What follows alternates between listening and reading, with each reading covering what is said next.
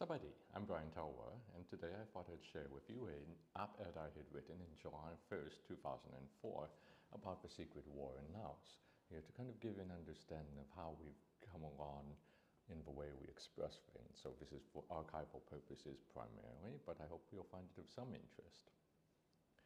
Entitled, Lessons from My Secret War. I'm filled with mixed feelings as this year's 4th of July approaches. With the new arrival of among Lao refugees from Vaktam Krabak, I know it's supposed to be a signal from the U.S. State Department that the secret war in Laos is finally over and that it's time to put a close to that period of our history. Move on, forgive, forget, get used to the communists being in charge over there. Live your life as free people in America. Of a great many changes to my world over the years, this will be the hardest to get used to.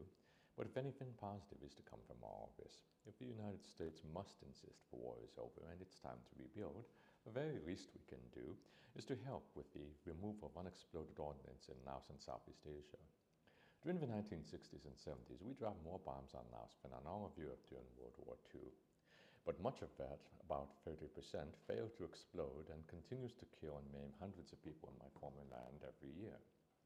Anything can set it off, from a child touching a shiny piece of metal he spots in the mud, to a farmer's plow, to just random shifting of the earth in the summer heat.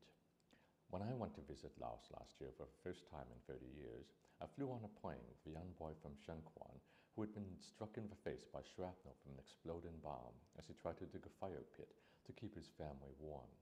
He hadn't even been born when the last American bomb was dropped in Laos. They were trying to rush him to the hospitals in Vientiane. I don't know if he survived, but I know that Americans can do a lot more to support bomb removal efforts in Southeast Asia. Last month, Representative Betty McCollum called for $3 million to remove unexploded ordnance in Laos. $3 million. That's barely even a fraction of what the average Hollywood movie makes in a single weekend these days. More than 2 million tons of bombs were dropped on Laos. That would make the removal cost slightly more than $1 per ton of bombs. Surely that's cost effective.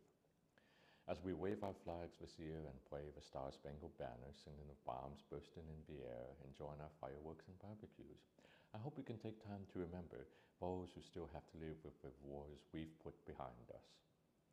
Brian Talwar of St. Paul at the time.